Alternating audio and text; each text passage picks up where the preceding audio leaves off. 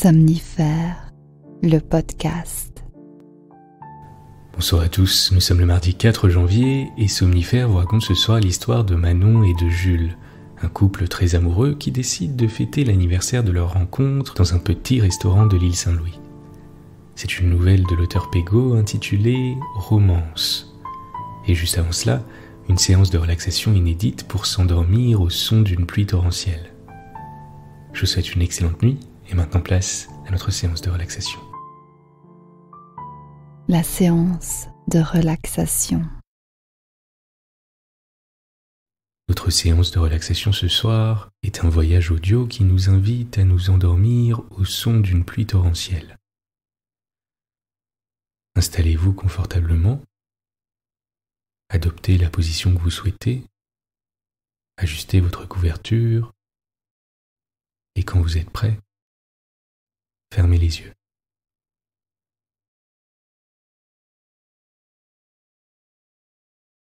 Prenez une longue inspiration par le nez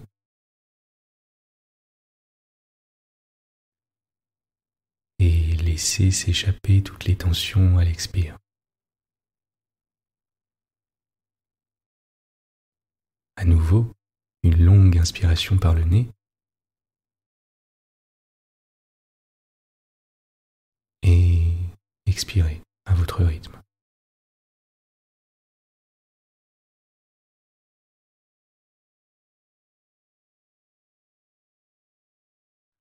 Prenez un moment à présent pour refermer la page de cette journée et vous laisser aller complètement à la détente.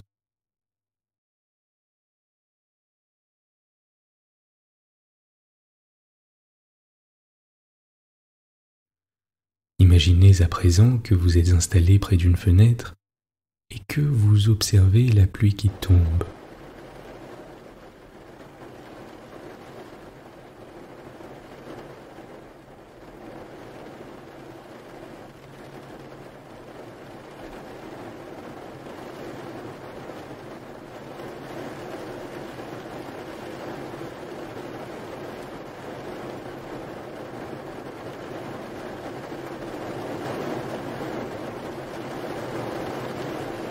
Il peut s'agir d'une fenêtre qui se trouve chez vous ou d'une fenêtre que vous imaginez.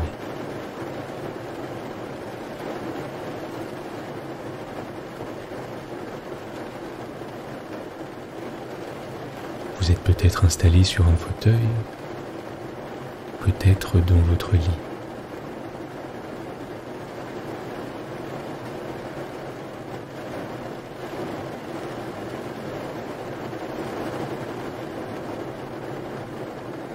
Nous sommes en toute fin d'après-midi. Le soleil est en train de se coucher.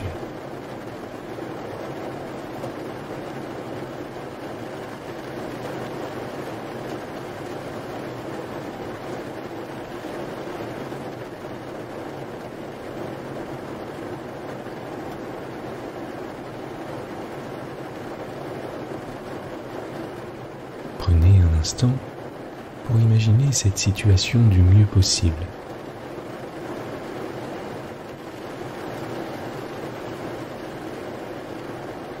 La couleur de vos vêtements,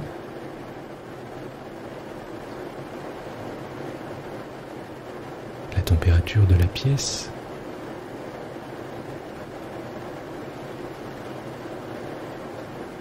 les gouttes qui s'accumulent et coulent lentement le long des vitres.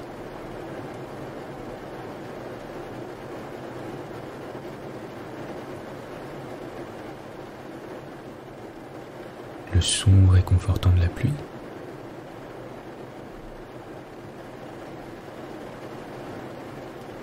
le bruit du tonnerre au loin, alors que vous êtes confortablement installé au chaud.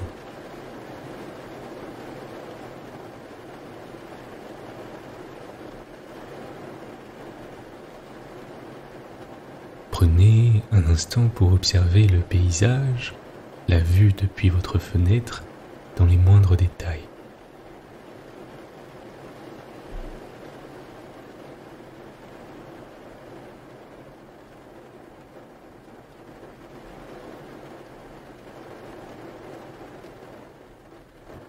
peut-être le pavé mouillé,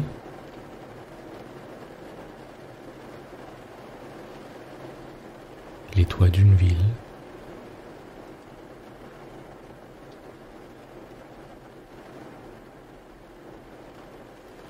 la douceur d'une campagne.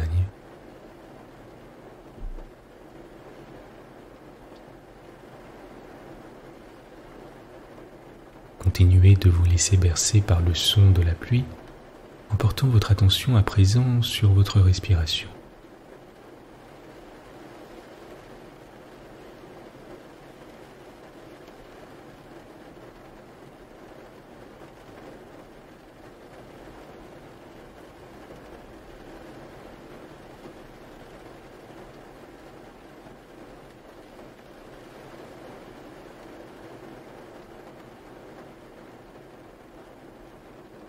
Sur l'air qui entre et sort de vos narines.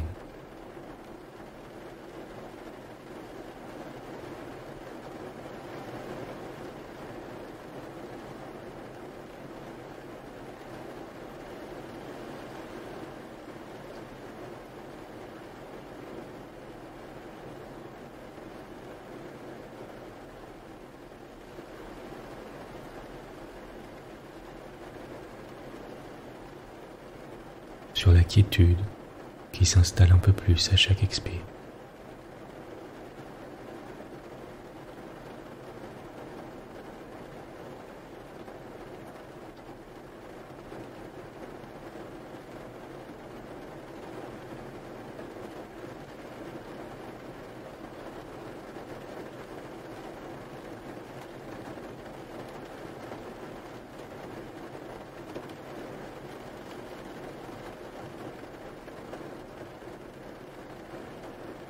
Le ciel est nuageux et commence à s'obscurcir.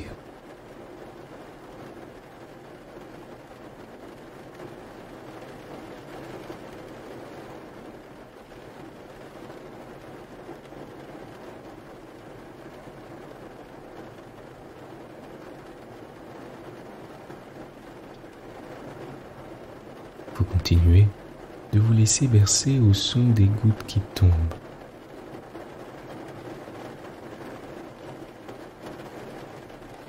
Si des pensées vous viennent à l'esprit, ne cherchez pas à les chasser, laissez-les simplement passer.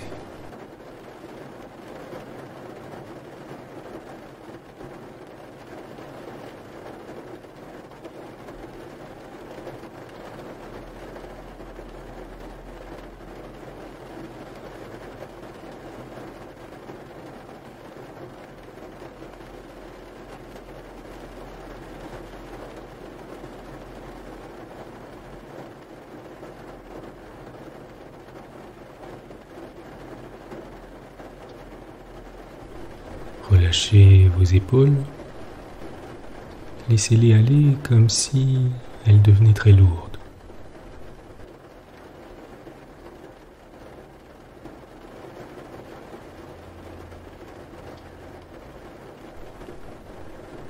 Sentez la détente qui se diffuse le long de votre cou.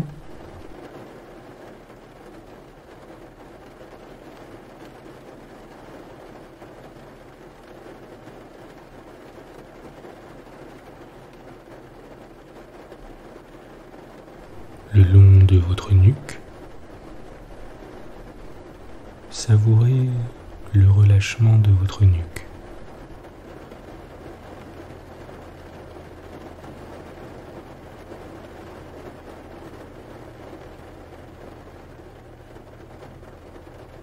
Ce relâchement chemine maintenant le long de vos bras et de vos avant-bras.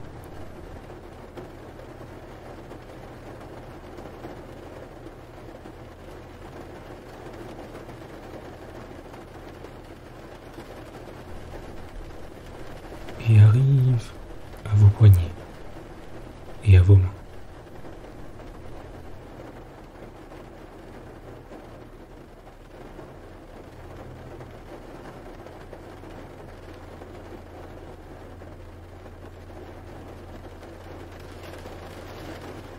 Vos deux bras sont complètement détendus.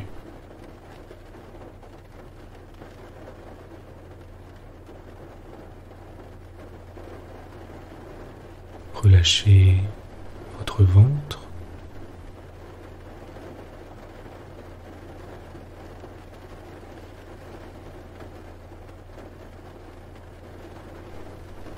vos hanches,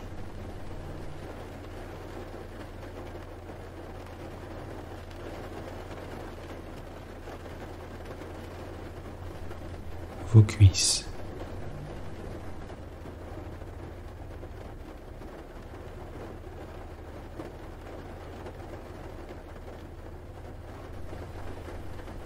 Vos genoux,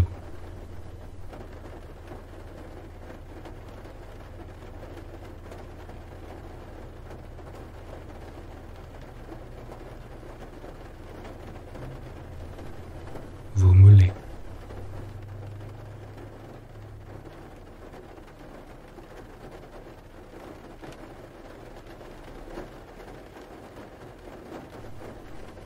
vos chevilles,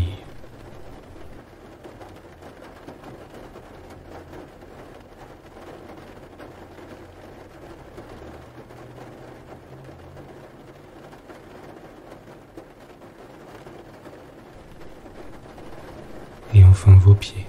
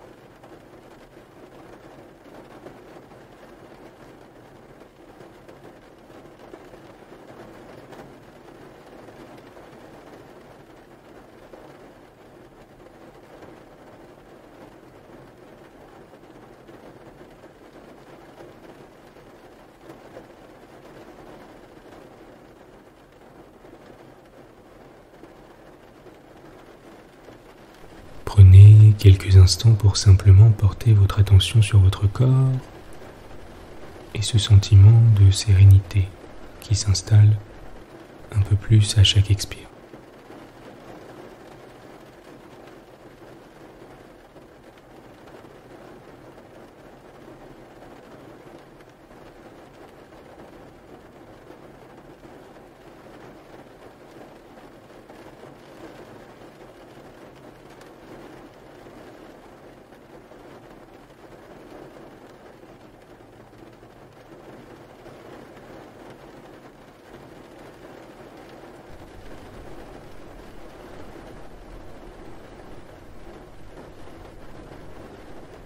Portez à présent votre attention sur votre respiration.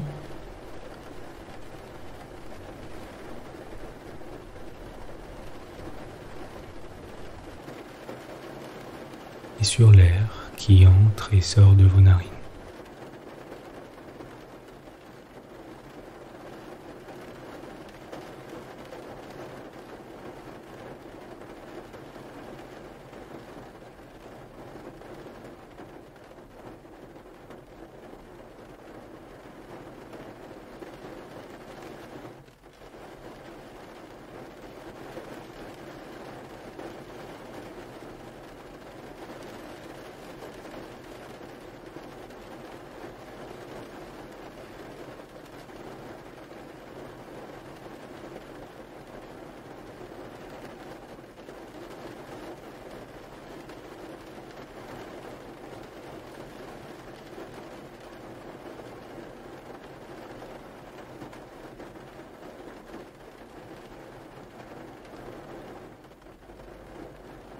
Vous êtes calme et détendu.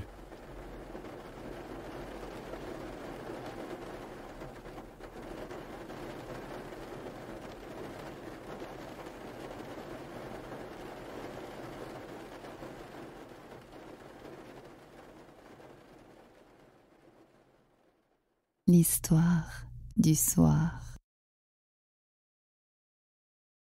Pégo, romance. Ce soir-là, Manon était joviale, comme tous les jours d'ailleurs.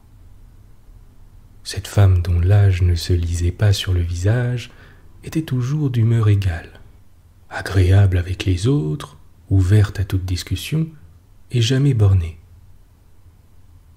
Ces qualités assez peu communes la valorisaient au plus haut point auprès de toutes ses connaissances. Elle semblait être d'une autre époque. Après avoir couché les enfants auxquels elle avait raconté pour la énième fois le même conte, car il ne voulait pas en entendre d'autres, elle rejoignit son mari dans la pièce principale. C'est lui qui raconterait l'histoire demain comme ils en avaient convenu.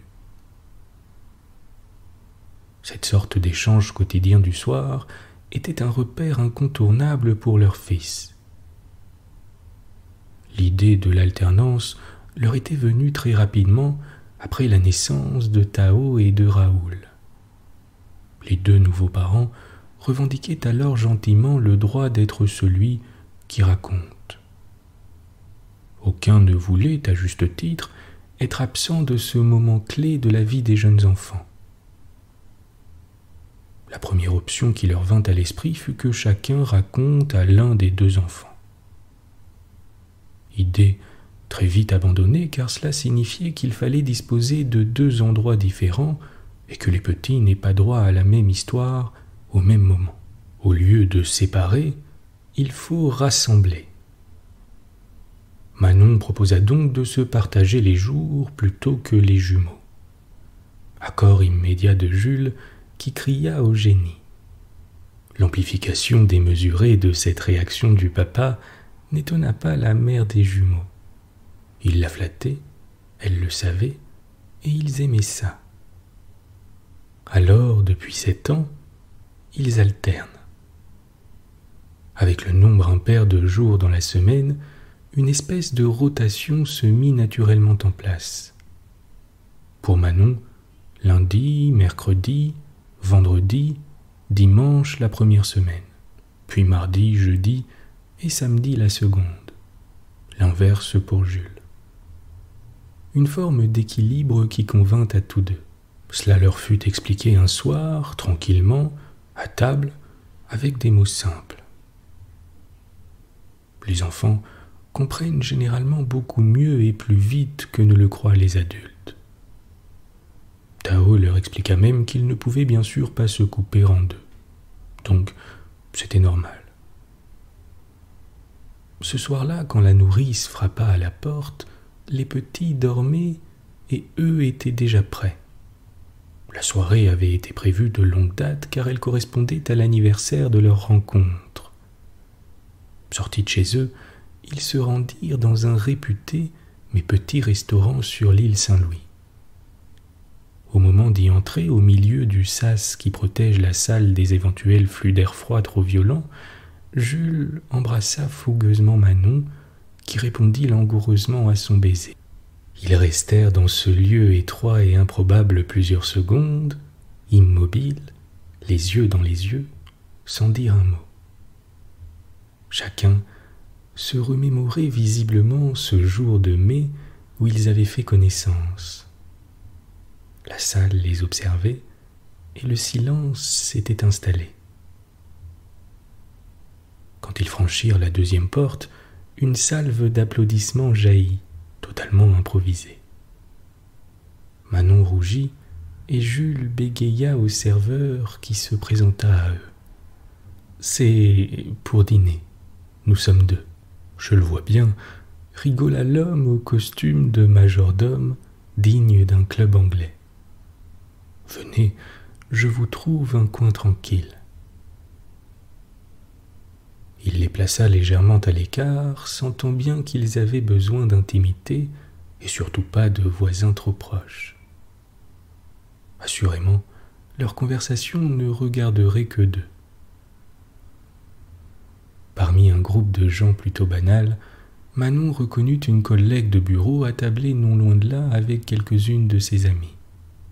Elle s'approcha d'elle, elles se saluèrent et on fit les présentations de manière très classique. Revenus à leur table, ils demeurèrent un instant silencieux, observant la salle, s'observant l'un l'autre, c'est encore une fois Manon qui brisa ce silence devenu oppressant. Elle commença par apprécier la décoration du bar-restaurant. Jules ne cacha pas son désintérêt pour cet aspect de la soirée. Un rire commun s'ensuivit. Elle non plus, ça ne l'intéressait pas. Elle lui avoua qu'elle n'avait trouvé que ça pour entamer une discussion. Leur passion commune ne manquait pourtant pas, à commencer par leurs 2 merveilleux enfants, mais l'émotion les bridait. Ils parlaient de leurs enfants, se remémorant différents épisodes de ces jeunes années où les petits s'éveillent et sociabilisent, mais occultèrent le fait que durant toute cette période, leur vie sociale avait été fortement perturbée. Difficile de gérer l'arrivée d'un coup de 2 enfants quand on pensait n'en attendre qu'un. Quand ils apprirent que ce serait 2 pour le prix d'un, leur première réaction fut un grand éclat de rire. Sur le moment, une joie indescriptible les submergea. La réalité revient toujours à la surface, qu'on le veuille ou non.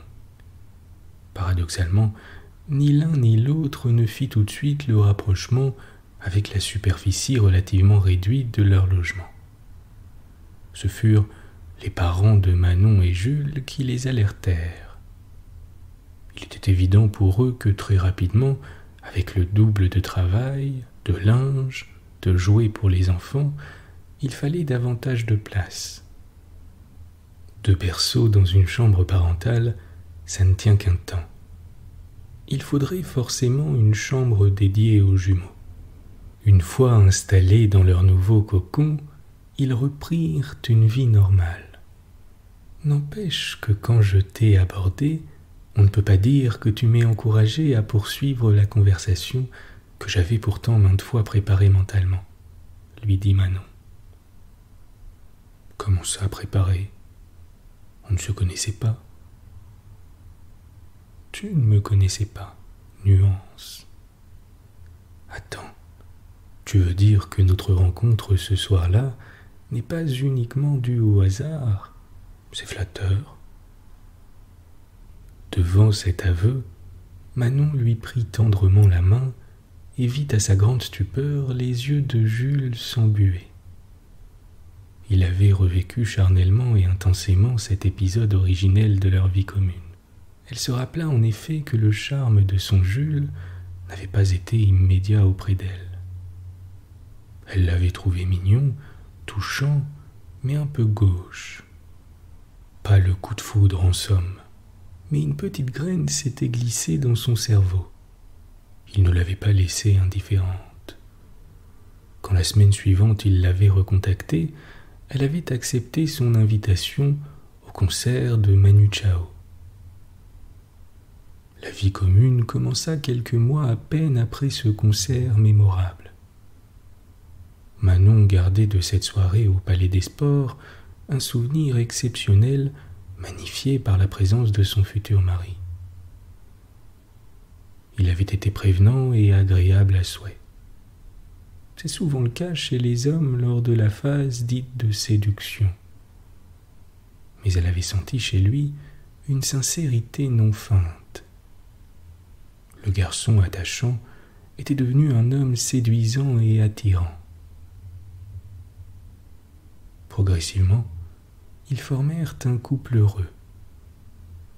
Naturellement, l'idée de vivre ensemble prit corps. C'est Manon qui proposa de franchir le pas. Ni l'un ni l'autre n'avaient encore quitté le domicile familial, mais cela ne les effraya pas. Pourquoi cela n'irait-il pas ? Ils s'aimaient, travaillaient tous les deux, et en tant que fils et filles uniques, ils pouvaient à tout instant regagner la maison parentale. Le choix du premier appartement se fit au terme de longues discussions. Chacun avait des arguments sur le choix du lieu de vie ou la situation du logement. L'accord était par contre total quant à la taille et la composition de ce futur lieu de vie. Une grande chambre pour eux et une pièce à vivre modeste, cela suffirait. Ils n'avaient pas besoin de grand confort pour la cuisine et la salle de bain. Ce n'était pas une priorité. Mais comme toujours ou presque dans ce domaine-là, Manon sut être la plus convaincante. Ils se retrouvèrent donc boulevard Vaugirard, tout près du musée de la Poste, une avenue beaucoup plus petite que la rue du même nom, la plus longue de Paris. Ils s'installèrent finalement rue Falguière, là où ils vivent encore actuellement. Ils se replongèrent en riant tous les deux au moment de l'annonce de la grossesse de Manon. Effectivement, Manon avait trouvé drôle de désofficialiser cette annonce par ce moyen peu commun pour une telle nouvelle, le texto. « Bientôt papa ». Tel était le court message qu'elle lui avait envoyé et qu'il décoda au bout d'interminables minutes. Quand ils apprirent la venue prochaine, non pas d'un mais de 2 enfants, la joie se mêla à une certaine inquiétude. Les nouvelles contraintes matérielles mises au grand jour par les belles familles se rappelèrent à leurs bons souvenirs. Pendant la période du déménagement, ces dernières firent jouer à leur logement le rôle de box afin que chacun stocke une partie des affaires du jeune couple. Tout fut fait avec plaisir. Ils les invitèrent à tour de rôle à dîner, prétextant qu'ils devaient éviter de dépenser trop en restaurant, car, disaient-ils, un nouvel appartement, ça coûte cher en frais annexes. C'était en réalité une grande joie pour eux de les recevoir si souvent. Ils savaient aussi pertinemment qu'avec l'arrivée des jumeaux, Manon et Jules ne disposeraient plus d'autant de disponibilité pour passer les voir. Encore un point d'accord entre eux, à juste titre d'ailleurs. Depuis l'installation terminée, les jours défilent. Les jumeaux sont toujours dans la même école et vivent leur vie de jeunes Parisiens habitués au bruit de fond incessant de la vie citadine. Avec leurs camarades de classe, ils s'invitent les uns chez les autres au gré des anniversaires. La vie sociale des parents se modifie de mois en mois, au fur et à mesure des actions proposées par les enseignants, afin que les parents soient partie prenante de la scolarité de leurs enfants. L'éternelle positivité de Manon arrondit les angles des situations les plus complexes. S'ils savent que la vie n'est jamais un long fleuve tranquille, ils sont persuadés de vouloir le traverser ensemble.